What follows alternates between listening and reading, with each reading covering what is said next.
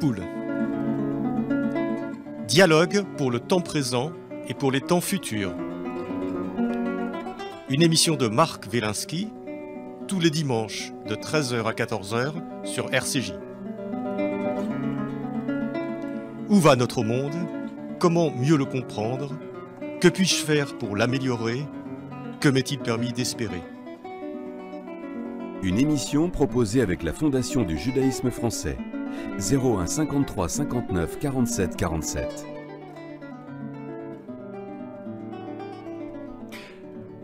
Aujourd'hui, nos rois de France avec Franck Ferrand.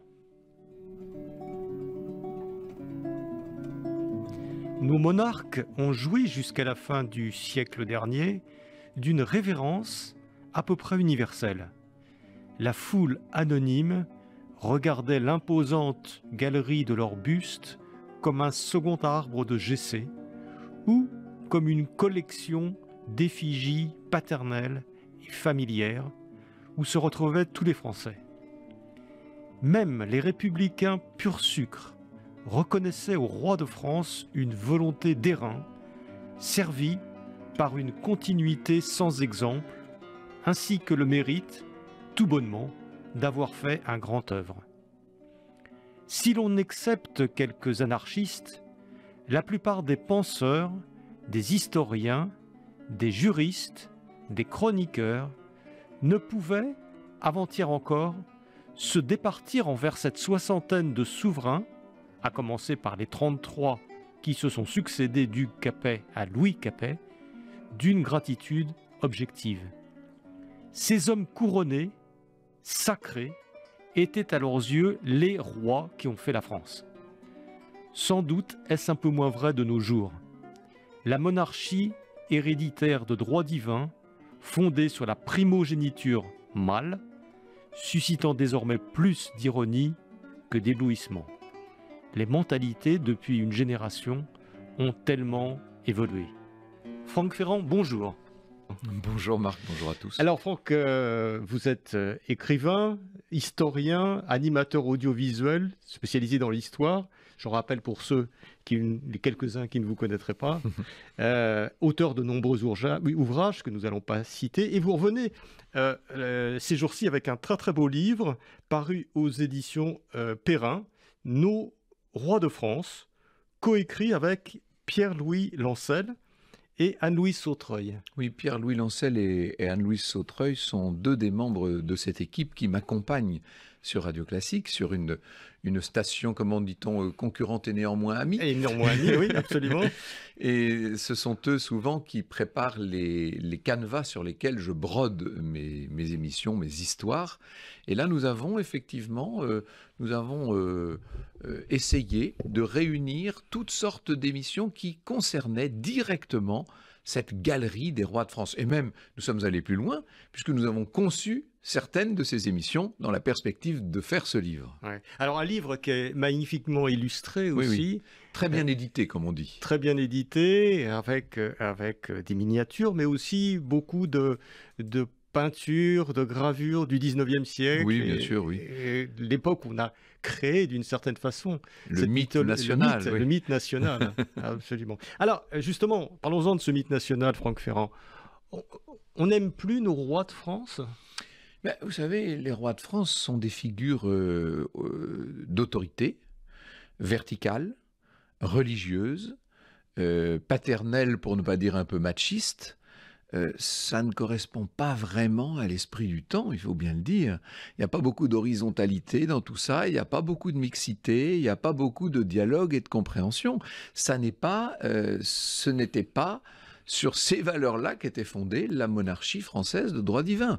Donc, nous avons toujours une certaine, comment dirais-je, les gens, je pense, gardent un fond de tendresse pour cette série de rois de France. Il y en a qu'on aime bien, il y en a qu'on aime moins, il y en a qu'on adore détester d'ailleurs. Regardez le roi Louis XI, par exemple, je ne sais pas pourquoi, celui-là, il est carrément détesté. Bon, il y en a qui sont indûment adoré ou adulé. Je pense au roi Henri IV, par exemple, le bon roi Henri, en fait, sans doute sur les rois, l'homme le plus détesté de son temps. Bon. Mais ce qui est étonnant, c'est de voir à quel point ce que représentait cette monarchie-là. Je ne parle pas de la monarchie moderne constitutionnelle telle qu'on peut la vivre en Europe du Nord ou en Angleterre, puisque les récentes funérailles de la reine Élisabeth ont rendu à cette monarchie-là un peu ses lettres de noblesse et ont de nouveau intéressé le public. Mais pour ce qui nous concerne et pour ce qui est de la monarchie française de droit divin, monarchie absolue à partir de François Ier à peu près, il est certain qu'elle n'a plus du tout le vent en poupe et qu'elle n'est plus du tout dans l'air du temps. Ouais. Mais en lisant votre livre, Franck Ferrand, Nos rois de France, j'ai fait un petit exercice, je suis allé regarder un petit peu les manuels scolaires. Et c'est vrai que ça fait longtemps que je n'avais pas mis le nez dans un manuel scolaire, ça fait quand même quelques décennies. Ils ont tellement changé les manuels. Ça a énormément changé, mais l'histoire qu'on nous présente n'est pas inintéressante, mais elle est très différente. Il y a l'économie, il y a la sociologie, elle est très thématique. Oui, c'est une histoire. Les personnalités ont disparu, les événements ont disparu. C'est l'incarnation qui a disparu. Ça, c'est assez fascinant. On a voulu, dans les années 1930, c'était Marc Bloch, c'était Lucien Febvre, c'est ce qu'on appelle l'école des annales, qui ont eu de très grands successeurs, de Fernand Braudel à Emmanuel Leroy-Ladurie, on en citerait beaucoup. Ils ont eu l'envie de sortir de ce qu'on appelait l'histoire bataille, l'histoire chronique, qui ne parlait que des rois, des reines, des traités, des mariages et des batailles. Et ils ont voulu que les 99% de personnes qui n'avaient d'habitude pas voix au chapitre, qui n'avaient pas droit de citer, que ces 99% de personnes soient prises en compte. Et donc on a voulu faire une histoire qui soit une histoire des peuples, une histoire des mouvements sociaux, des évolutions en profondeur, une histoire des économies, ce qu'on appelle une histoire sérielle d'une certaine manière. Ça n'était pas inintéressant. Et à l'époque où a eu lieu cette réaction, car c'est une réaction, donc dans l'entre-deux-guerres pour parler clairement, à cette époque-là, il était sans doute nécessaire de parler d'autre chose que des deux mariages d'Anne de Bretagne. Vous voyez, on peut comprendre. Le problème, c'est qu'à force de faire ça, on a fini par constituer plusieurs générations d'historiens universitaires qui n'ont plus voulu entendre parler des incarnations historiques. Et que par capillarité, cette mentalité-là a gagné l'enseignement même. Et qu'aujourd'hui, on n'incarne plus l'histoire. Alors, quand vous avez 22 ans, que vous êtes déjà surdiplômé, que vous êtes en train de préparer votre thèse de doctorat, il est légitime et intéressant de vous intéresser à des méthodologies historiques complexes et à des sujets qui peuvent être des sujets globaux. Lorsque vous avez 10 ou 12 ans, ce qui vous amuse, c'est d'entendre parler de la mort terrible d'Henri II dans un tournoi, parce que ça vous frappe, ça vous marque, parce que ça s'incarne, ce sont des êtres de chair et de sang. Après tout, c'est à cela que sert la monarchie. Et je pense que, en abandonnant l'histoire des rois, pour parler simple, en abandonnant cette histoire incarnée, l'école a abandonné la passion historique et elle a fait des générations de gamins qui n'aiment plus l'histoire. Ouais. C'est ça, c'est pas la pyramide des âges de l'ancien régime qui va passionner les foules. Va nous passionner, voilà, enfin, même nous à tous les niveaux. Mais alors, Franck Ferrand, cette histoire qui n'a plus cours, elle n'était pas non plus irréprochable. Non. C'est-à-dire que et ça, on le voit bien un petit peu dans ce livre où vous examinez le cas d'une quinzaine de oui, il y en a monarques, 15 monarques. On voit que l'histoire a retenu finalement les monarques souvent qui ont fait des coups d'éclat, qui ont fait des guerres, etc. Et qu'il y a un certain nombre de monarques qui apparaissent et qui sont beaucoup moins reconnus, alors que ils étaient probablement de bons gestionnaires, des gens qui, justement, n'ont pas fait de guerre, donc ont essayé de pacifier le royaume, ont fait leur job de roi, mais ils sont un peu passés à l'as, si on peut dire. Il y en a 3, oui, à l'as pour parler des rois. On va bientôt jouer au poker. Oui. Je pense que il y a 3 exemples qu'on pourrait citer, il y en a d'autres, mais il y a 3 personnalités remarquables de rois qui ont, je crois, très bien fait leur métier de roi, pour parler comme Louis XIV. C'était Charles V, évidemment, Louis XII ou Louis XV. C'est les 3, alors c'est exactement les 3 que j'ai retenus aussi en lisant votre livre. Les 3, je me suis dit, ceux-là, il faut qu'on en parle, parce qu'on n'en parle pas assez. Oui. On peut parler de Louis XVI et Louis XIV. Enfin, ces 3-là, effectivement, et notamment Charles V. Ah oui, fantastique. Est-ce qu'on peut en dire quelques mots, parce que Charles dire V, un peu où il était et ce qu'il a fait. Charles V, c'est un modèle de vertu, de compréhension, d'humilité et de force. tout ça mélangé. C'est pas mal hein, quand même, quand vous êtes censé être, encore une fois, un roi de droit divin, n'oubliez pas. Il ne s'agit pas là du roi d'Angleterre qui est là uniquement pour aller faire un discours tous les ans au Parlement et pour représenter la nation, ce qui d'ailleurs est très important. Non, non, là c'est un roi qui tient les rênes de l'État et qui gouverne lui-même, avec des ministres certes, mais qui gouverne lui-même. Alors qui est-il, ce Charles V? C'est le fils, l'héritier du roi Jean II. Jean II était une espèce de roi chevalier à l'ancienne mode. Pour situer le siècle, peut-être. Alors, Jean II, pour vous donner une date très célèbre de l'histoire de France, il perd la bataille de Poitiers en 1356. Vous voyez, donc voilà. On est au milieu du terrible XIVe siècle, l'épouvantable XIVe siècle, celui de la peste noire notamment. Ouais. Et Jean va être fait prisonnier par le prince noir, par le fils du roi d'Angleterre. Il va être emmené en captivité à Londres. Et voilà que son fils, qui est encore tout jeune, hein, c'est un grand adolescent, on va dire, se retrouve à tenir le royaume. Il n'est même pas régent en titre. Et il va devoir assumer la direction des affaires pendant la captivité de son père. Alors, je vais aller rapidement, parce qu'on ne va pas passer toute l'émission sur Charles V, mais il se trouve que son père, assez vite, va obtenir la rançon que demandaient les Anglais, donc il revient en France, mais il avait entre nous une maîtresse en Angleterre, donc peut-être que c'était une des explications à ce qui s'est passé. Il était surtout d'un esprit très droit, très chevaleresque. Il a vu qu'on n'était pas capable de payer la rançon promise, et donc il s'est de nouveau reconstitué prisonnier. Il est reparti en Angleterre. Bon, il a fini par y mourir, et Charles est devenu le roi de plein exercice. Mais entre-temps, il y avait eu une révolte, pour ne pas dire, on dit la révolte parce que c'est une habitude, mais si l'on analyse la situation, c'est une révolution qui a lieu, une révolution avec ses fameux états généraux d'ailleurs, ça en préfigure une autre, une révolution dont le prévôt des marchands de Paris, Étienne Marcel, a pris la tête, qui a était à deux doigts d'instaurer une république. C'était vraiment à deux doigts. En plein milieu du XIVe siècle, la monarchie française vacille complètement. On fait porter le chaperon, c'est-à-dire le petit chapeau rouge et bleu de Paris au roi. C'est une humiliation.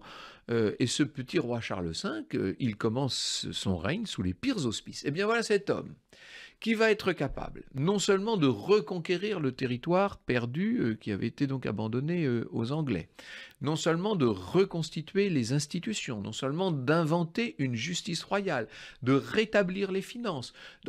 Son rôle pendant les nombreuses années de son règne est absolument incroyable. Et ce qu'il y a d'un peu étonnant, c'est que c'est un roi qui n'est pas un roi guerrier. C'est un roi pacifique, Charles V. Alors, ça ne veut pas dire qu'il ne fasse pas de guerre, mais les guerres en question, il les confie à son grand capitaine. Ça, c'est la grande chance qu'il a eue, c'est certain.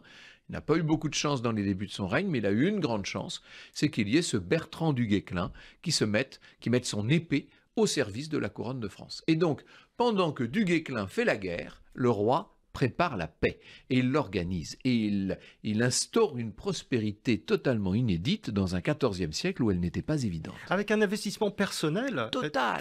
Oui, c'est un homme qui travaille, il se lève tôt. Alors en plus, grand chrétien, vous voyez, flagellation, tout ce qu'on veut, ben bien sûr, hein, ça reste un roi de France, roi très chrétien.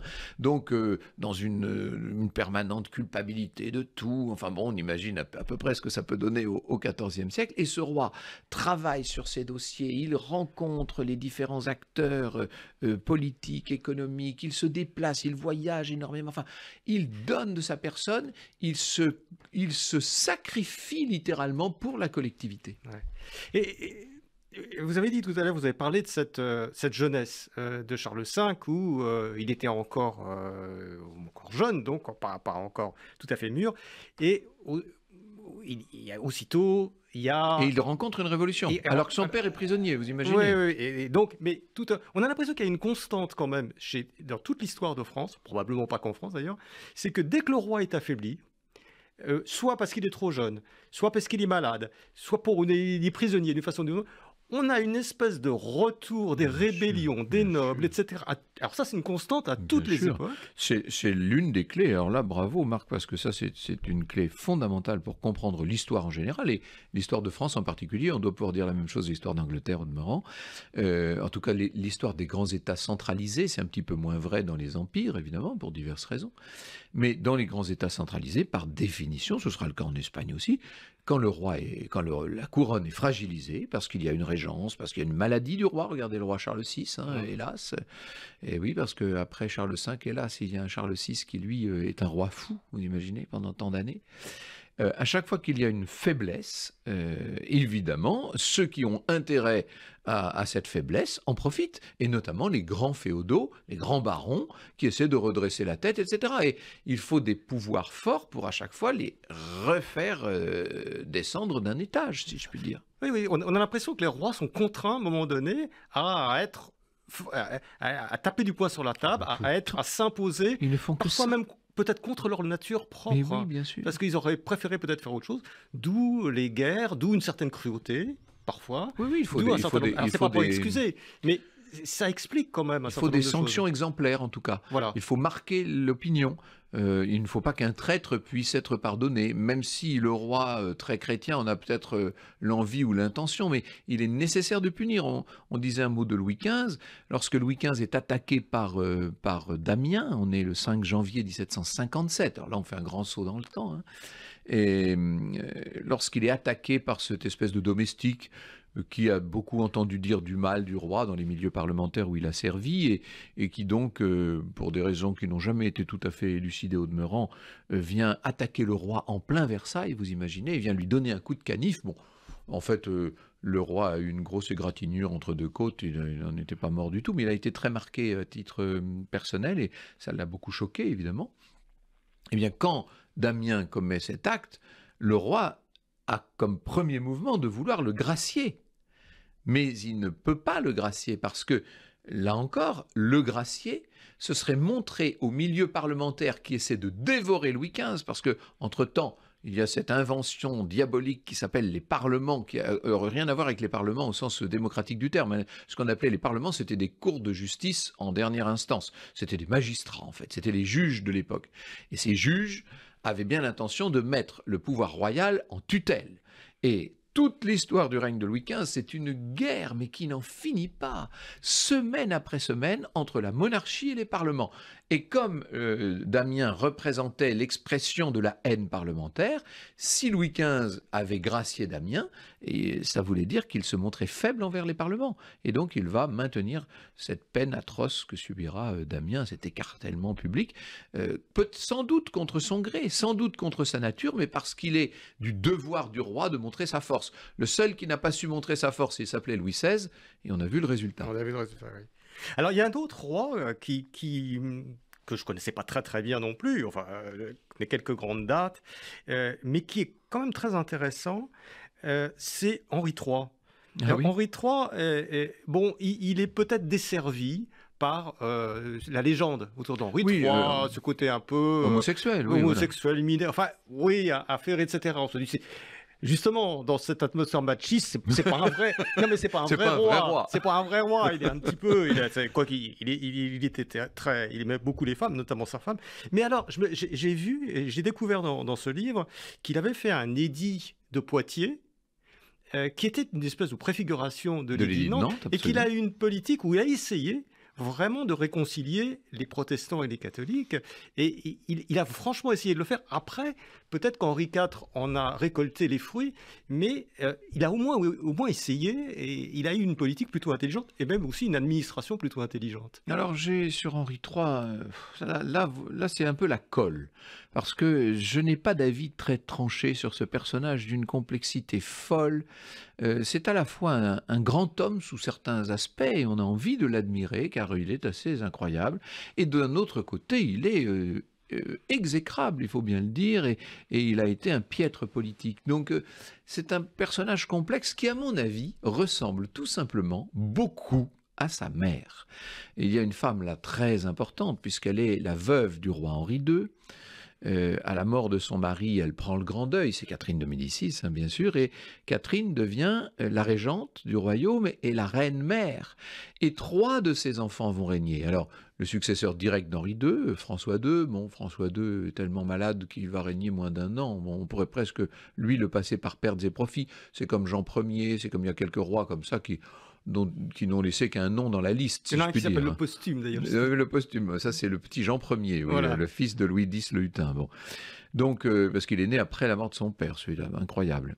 Un peu ce qui arrivera Ah oui, d'ailleurs. c'est pas parce qu'il est pas resté longtemps, c'est parce qu'il est né après la Il est mort de né son après père. la mort de son Ouais, c'est père, ça. incroyable. Et on l'a peut-être aidé à mourir. Ça, c'est Ouais. ce que disait Maurice Druon dans Les Rois maudits. Bref, en tout cas, ce roi, cette reine, vous voyez le lapsus, cette reine Catherine de Médicis a joué un rôle absolument essentiel pendant la minorité de son deuxième fils, Charles, celui qui est devenu Charles IX. Hein. On sait que c'est sous le règne de Charles IX qu'a lieu l'épouvantable massacre de la Saint-Barthélemy, donc, dont Catherine est sans doute en très grande partie responsable, même si le roi l'a laissé faire parce qu'il était faible et qu'il obéissait à sa mère. Et puis, après la mort, peut-être de remords d'ailleurs, du roi Charles IX, vient le troisième fils de Catherine.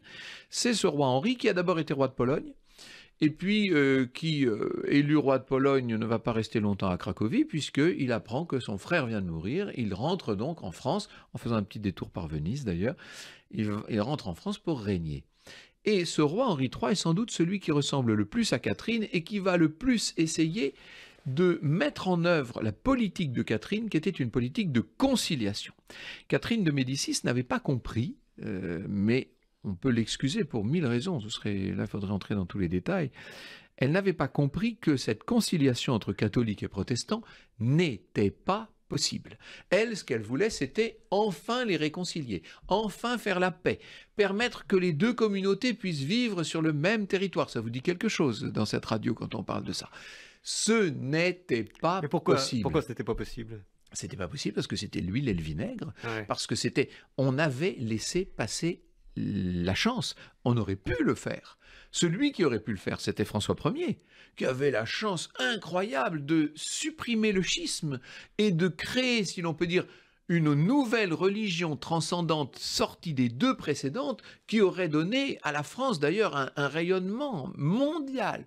Il ne l'a pas fait, et il ne l'a pas fait parce que c'était un mauvais roi, et ça j'ai eu l'occasion de le démontrer dans un livre entier, qui s'appelait François Ier, roi de Chimère. Après François Ier, Henri II avait peut-être la possibilité de le faire, mais Henri II était un catholique pur et dur, qui se laissait complètement gouverner, si je puis dire, par la femme de sa vie, qui était un peu sa dame, au sens courtois du mot, qui était Diane de Poitiers. Diane de Poitiers était une catholique absolue, pour pas dire un peu intégriste, disons les choses, presque la Ligue avant la Ligue.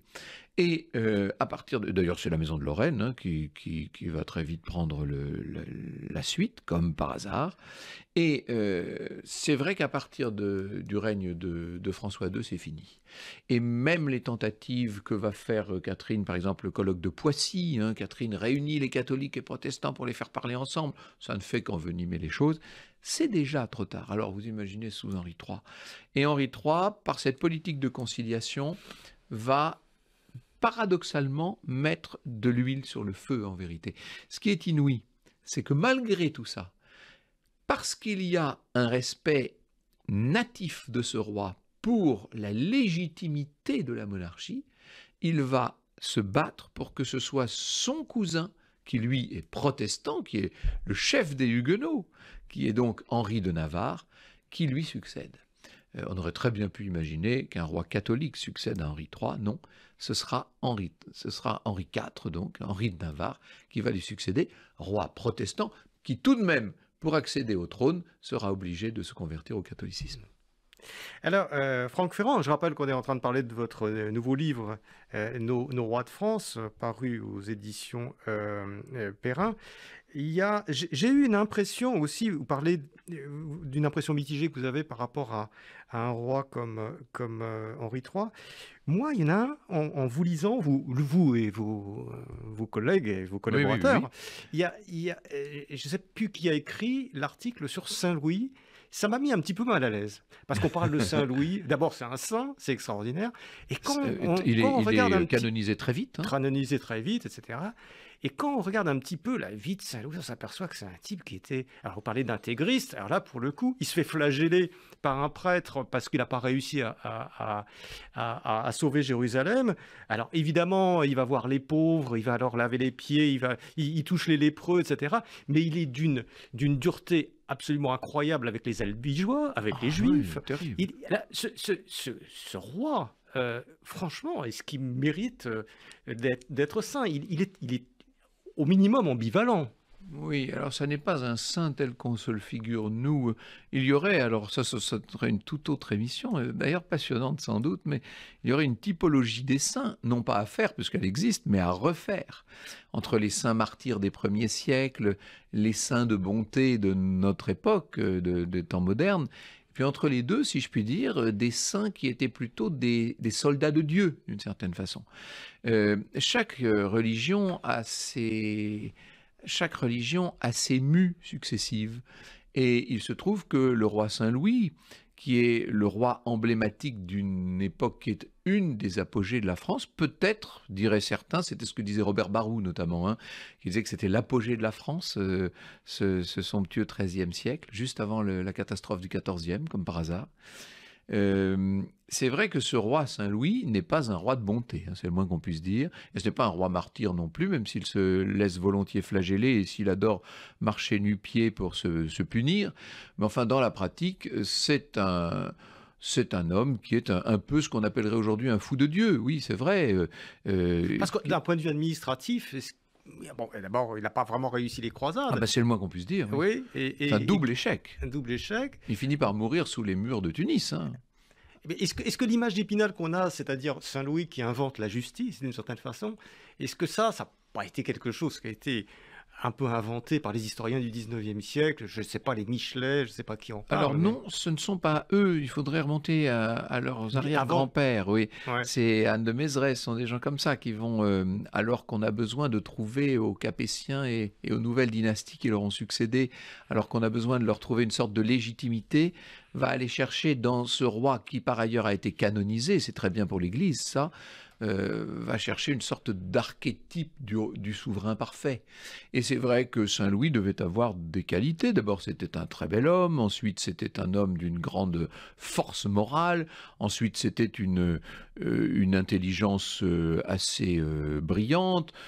C'était un homme d'une pureté, d'une droiture, qui n'aurait jamais fait un pas de travers, qui était d'une vertu de mœurs absolument incroyable. Donc ça fait beaucoup de qualités pour un seul homme, mais tout ça sous comment pourrait-on dire, une intolérance, une rigidité, une dureté. Alors on dit oui, Saint-Louis rendant la justice sous son chêne. C'était surtout un moyen, ça, dans les siècles qui ont suivi, de développer l'idée d'une justice royale supérieure aux différentes justices seigneuriales et ecclésiastiques.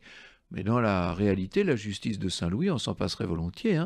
Il vaut mieux pas avoir affaire à elle quand même. Vous savez, que passe la justice du roi, parfois ça fait mal quand même. Et il y en a un autre, il y a un autre roi que vous n'aimez pas beaucoup, vous avez écrit plusieurs livres dessus, c'est François Ier. Alors lui, non, mais lui, vraiment, je pense que c'est un... Alors là aussi, quand je disais en introduction que l'histoire de nos pères, de nos grands-pères, ou la nôtre quand on était jeunes, avait des défauts, François Ier, on avait une image extraordinaire, c'était la Renaissance, c'était Léonard de Vinci, c'était Chambord, enfin c'était... C'est toujours, là, je vous rassure, c'est toujours. C'est toujours. Oui, d'accord. Enfin, c'est cette époque-là. Par contre, en tant qu'administrateur, quand on croit, il a un peu tout loupé quand même. Ah mais tout. Alors là, ça c'est un cas, il faudrait le traiter de façon comique d'ailleurs, parce que c'est monsieur, je rate tout. Ouais. C'est incroyable. D'où ça vient? Je pense de son éducation. François Ier n'a quasiment pas connu son père. Il a été élevé par une mère et par une sœur, parce qu'il avait une sœur aînée qui l'adulait comme sa mère. Et alors ces deux femmes en ont fait une sorte de dieu vivant. Louise de Savoie, dans son journal, parle de mon César triomphant, dit-elle, pour parler de son fils. Vous voyez un petit peu de quoi on parle. Elles lui ont fait croire qu'il était le plus beau, le plus fort, qu'il avait toujours raison, etc. Le problème, c'est que c'est un homme qui s'est longtemps laissé manipuler par sa propre mère. Hein. Elle n'est morte qu'en septembre 1531, Louise de Savoie. Le roi devient roi le 1er janvier 1515, vous voyez, donc ça fait quand même 16 années de magistère maternel. Et puis, une fois sa mère disparue, de toute façon, il n'est pas capable de se gouverner seul, si je puis dire, et donc il va très vite tomber sous l'emprise de sa maîtresse, la duchesse d'Étampes, qui va être une sorte de deuxième Louise de Savoie. C'est terrible parce que, évidemment que François Ier n'avait aucune raison de régner normalement. Il était loin dans la ligne de succession. Il a fallu une cascade de coïncidences incroyables pour que ce prince se rapproche du trône et que finalement, hop, à la mort de son cousin Louis XII, il devienne, et beau-père, puisqu'il avait épousé la fille de Louis XII, il devienne le roi de France. Incroyable. Et il est tout jeune, il a 20 ans, il est formidable, il est plein d'espoir. Il va se battre contre les Suisses à Marignan et c'est une grande victoire. Donc en plus le règne commence sur une grande victoire. Tout va bien. Et puis il y a cette élection, il y a deux choses. Il y a le concordat déjà avec le pape en 15... Alors ça, il faudrait en parler parce que déjà, à partir des négociations dès 1516 commencent mal. Et puis surtout, il y a l'élection au trône du Saint-Empire en 1519. François arrose d'or littéralement les électeurs du Saint-Empire. Sauf qu'il y en a qui sont plus malins en face, qui donnent des lettres de change à tirer sur la banque fugaire d'Augsbourg. Vous voyez, c'est plus malin ça. S'ils sont élus. S'ils sont élus. Ouais. Et c'est ce qui va donc avoir lieu. C'est Charles d'Espagne qui devient Charles Quint, donc qui devient empereur. Et là, c'est comme si quelque chose se vrillait dans l'esprit de François Ier. Je veux dire, il devient fou. C'est une façon peut-être un peu excessive de parler, mais en tout cas, ça devient l'obsession de sa vie. C'est l'échec qu'il n'attendait pas. C'est une défaite qu'il n'arrivera jamais à digérer et tout le reste du règne n'est qu'une longue succession de tentatives de plus en plus pathétiques et de plus en plus vouées à l'échec pour essayer de faire oublier cette première défaite. Et alors là, je ne vais pas vous faire la liste de toutes les erreurs de François Ier, mais citons la principale, parce qu'il y en aurait tellement. J'en ai cité une tout à l'heure à propos de la religion, car ça a été un très mauvais roi sur le plan de la religion. Mais au-delà de la religion, il y a une erreur, une faute majeure qui est l'évolution de la monarchie tempérée. La France avait la chance d'avoir une monarchie tempérée, avec des corps constitués qui équilibraient le pouvoir du roi en une monarchie absolue. C'est-à-dire que le roi est absolument libre de ses mouvements. Cette monarchie absolue, on en fait bon ou mauvais usage. Vous avez des rois assez exemplaires qui vont porter très haut la monarchie absolue. Je pense à Louis XIV, bien entendu. Il y en a d'autres, évidemment, pour lesquels ce sera moins brillant. En tout cas, ce qui est de toute façon une erreur de gouvernement, c'est bien à François Ier et, disons-le, à sa mère qu'on le doit. Et ça c'est le problème des nouveaux riches, si je puis dire.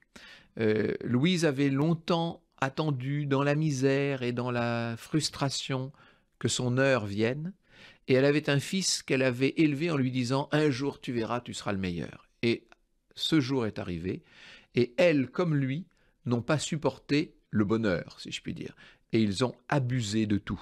Et ces abus ont eu des conséquences, mais gravissimes, sur l'ensemble de l'histoire de France, peut-être sur nous encore aujourd'hui. C'est ça qu'il y a d'étonnant. D'un narcissisme, François Ier, absolu. C'est le contraire de Saint-Louis, d'une certaine façon. À l'inverse, oui. Ridicule personnage. Ouais. Pour parler de la question religieuse, c'est un phénomène incroyable, ce qui se passe avec ce qu'on appelle l'affaire des poisons. François Ier est en train de lancer des négociations, on est donc au milieu des années 1530.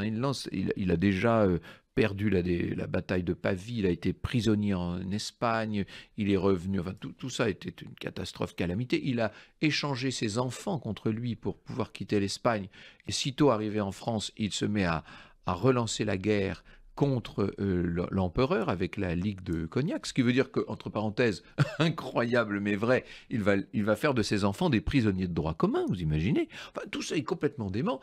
Et avec François Ier, au milieu des années 1530, il y avait là cette possibilité d'une grande fusion, d'un retour, si je puis dire, à une religion chrétienne unifiée, qui aurait fait de la France un pays incroyable. Et puis, il y a des protestants qui viennent poser... Oui, parce qu'il était au début, au moment où c'était encore peut-être possible. C'était tout à fait faisable à l'époque. Ouais. Et il y a ces protestants qui viennent poser des affiches sur sa porte, à Amboise et dans les grandes villes royales. il considère ça comme un crime de lèse-majesté, ce que c'est au demeurant, mais il est blessé dans le narcissisme dont vous parlez, c'est exactement ça, et étant blessé, il n'est pas question pour lui de laisser faire, et alors là, il fait s'abattre sur les pauvres protestants de l'époque, les luthériens, comme on les appelait, il n'y a pas encore de calvinistes, il fait s'abattre une répression complètement démente qui va donner naissance aux guerres de religion.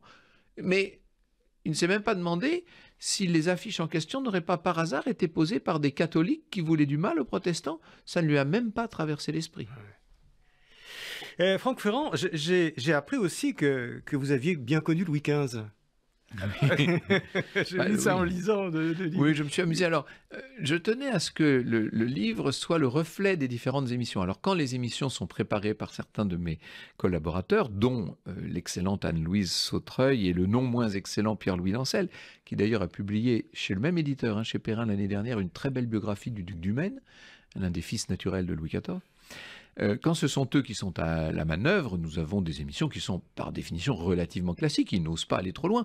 Mais quand c'est moi qui fais l'émission, ça m'arrive de faire l'émission moi-même, la preuve, alors là, moi je m'autorise à peu près tout, peut-être un peu trop, diraient certains. Et là, je me suis amusé à imaginer effectivement une rencontre entre Louis XV et moi, à Versailles, chez la comtesse de Toulouse. Je croise le roi, je parle avec lui, et je rentre. C'est une sorte de rêve, si vous voulez, il faut prendre ça comme un rêve. C'est un vrai bonheur. Alors, on a l'impression quand même, en vous voyant évoluer, voilà, avec Louis XV, en lui posant des questions, plutôt intelligent, plutôt malin, ce Louis XV. Oui, mais c'est un homme très intelligent. Et on a l'impression quand même que, vous parliez tout à l'heure de l'apogée de la France au XIIIe siècle, on a l'impression que là, à l'époque de Louis XV, c'est un peu l'époque où vous, Franck Ferrand, vous auriez aimé vivre. Ah, je ne sais pas dans quelle époque j'aurais aimé vivre. Peut-être que ça aurait été dans l'Athènes classique, peut-être que ça aurait été tout simplement à la belle époque, au moment du cinématographe et des aéroplanes, et de la naissance de la recherche du temps perdu. Je ne sais pas à quelle époque j'aurais aimé vivre. En tout cas, une chose est certaine, l'apogée de la culture française, si l'on met de côté cette culture chrétienne très particulière qui a été celle du règne et de l'époque de Saint-Louis, l'apogée c'est le règne de Louis XIV et le règne de Louis XV en gros. On va dire c'est 1650-1750. C'est là que la France a été au sommet dans tous les domaines d'ailleurs. C'était incroyable ce qui se passait à ce moment-là. Bon. Là nous avons été l'épicentre de la civilisation occidentale, c'est incontestable. Avec des défauts. Et avec un art de vivre aussi. Avec un art de vivre extravagant. Et alors justement, sous Louis XIV, c'est la grandeur. Ça, c'est ce que j'admire le plus, peut-être. C'est-à-dire, regardez tous ces grands écrivains, ces grands peintres, ces grands architectes. Enfin, tout est grandiose, tout est parfait. On se dit, mais d'où ces gens ont-ils été tirés cette énergie et cette vertu, quoi? C'est du travail, sans doute, d'abord et avant tout, mais quand même. Mais pas seulement. Mais pas seulement. Et puis alors, une fois tout ça fini, Louis XIV meurt. Bon, il y a la période un petit peu particulière de la Régence. On rattrape le temps perdu, et puis bon, on se dit, ça y est, on s'est bien amusé, la récréation est finie, nouveau règne, celui de Louis XV, et alors là, on a ce jeune roi qui a toutes les qualités, lui aussi, décidément, il y a quand même eu beaucoup de grands rois de France, et qui bénéficie d'un pays prospère, entièrement en paix, d'une puissance qui fait que, de toute façon, il est bien obligé d'être en paix, car personne ne peut se permettre d'attaquer la France à l'époque, donc c'est une période de Golconde. C'est le président Giscard d'Estaing qui avait dit un jour à un de mes micros, je le recevais comme vous le faites là, toute proportion gardée, parce que évidemment je ne me prétends pas ancien président de la République, mais je lui avais dit quel a été finalement le plus beau moment pour la France. Il m'avait dit le ministère Fleury. Et c'est vrai que l'époque où le cardinal de Fleury est le premier ministre de Louis XV, c'est sans doute l'époque la plus brillante pour la France. Tout le monde mange à sa faim, on s'amuse beaucoup, on fait de très belles choses. Il y a un art de vivre, un raffinement dans la musique, dans tout, jusque dans les choses de l'amour. Tout ça atteint des espèces de sommets, il faut bien le dire. Et celui qui incarne ça, qu'on le veuille ou non, à tort ou à raison, avec les défauts qui sont les siens, car il avait de gros défauts aussi, mais c'est le roi Louis XV. Louis XV est le seul monarque qui soit né à Versailles, mort à Versailles. Il va régner pendant de nombreuses années, puisqu'il devient roi à l'âge de 5 ans, en 1715, et qu'il ne meurt qu'à l'âge de 64 ans, en 1774, ce qui veut dire qu'il va régner pendant 59 ans, un gros demi-siècle, pacifique, brillant dans le domaine des sciences, brillant dans le domaine des lettres. Vous imaginez que des gens comme Montesquieu, Voltaire, Rousseau, tout ce monde-là vivait à cette époque, c'est complètement incroyable, et gravitait de près ou de loin autour de Louis XV d'ailleurs. Non, c'est une période assez incroyable, il faut bien le dire. Mais il y a aussi une constante, on parle de Louis XV, il était le bien-aimé au début de son règne, et il est devenu le mal-aimé dans la légende. Oui, il a été un adolescent adulé, évidemment. Vous imaginez ce petit roi qui venait après le vieux monarque dont on avait soupé, hein, parce que la fin de Louis XIV, c'était quand même pas très joyeux, il faut bien dire ce qui est. Louis XIV a vécu trop longtemps, et à la fin, il était devenu lui aussi un peu à la façon de Saint-Louis, un souverain rigide. À partir de la révocation de l'édit de Nantes, le règne avait commencé à basculer. Bon. Arrive ce jeune roi Louis XV avec ses bons ministres, enfin tout ça va bien. Bon. Et puis c'est vrai que ce roi s'impose par sa prestance, par sa force intime, etc. Il devient le vainqueur de Fontenoy grâce à un grand soldat. Il avait son du Guesclin à lui, qui était le maréchal de Saxe, mais bon, il devient ce roi assez extraordinaire, le vainqueur de Fontenoy, et là, on lui donne le titre qui lui est officiellement donné de bien-aimé, Louis le bien-aimé. Et c'est vrai que le peuple l'adule. Il avait été malade en 44, l'année précédente, à Metz, et cette maladie avait rendu le peuple malade. On avait vu les foules se précipiter par dizaines de milliers dans les églises pour prier pour la santé du roi. Ça avait dû marcher puisqu'il s'en était sorti. Bon. Et puis après, dès 48, très tôt, au bout de 3 ans, il rate la paix d'Aix-la-Chapelle, c'est-à-dire que dans une espèce de magnanimité qu'on a un peu du mal à s'expliquer, alors qu'on pourrait expliquer, mais ce serait très long, il décide de ne tirer aucun avantage de la victoire. C'est-à-dire qu'il a gagné, il a remporté la victoire sur les vieux ennemis de la France, et notamment sur l'Autriche en 1748, et il n'en tire aucun avantage. Il laisse la paix blanche. Et là, le peuple ne comprend pas, parce que les gens, quand même, ont souffert, ont payé des impôts, les nobles se sont battus et ont laissé leur vie sur les champs de bataille, et lui ne tire aucun avantage de la paix. Et alors, c'est le début du grand ministère Pompadour, qui est brillantissime, hein. La marquise de Pompadour a été un très très grand mécène, bien sûr, et puis cette marquise de Pompadour, avec son meilleur ami Bernice, qui va devenir ministre des Affaires étrangères, il décide de renverser les alliances en Europe. Et au lieu d'être allié avec la Prusse, on va être allié désormais avec l'Autriche catholique.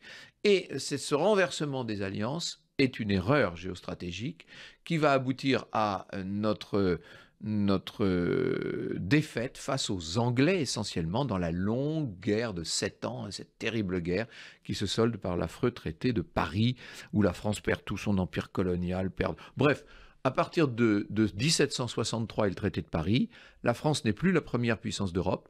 La France passe derrière l'Angleterre. La première puissance, c'est évidemment l'Angleterre, qui est une puissance maritime, alors que la France avait été une puissance terrienne. C'est le début de l'impérium maritime dans le monde. Et c'est vrai que Louis XV va avoir du mal à supporter ça, parce qu'il vit encore pendant 11 ans après ça.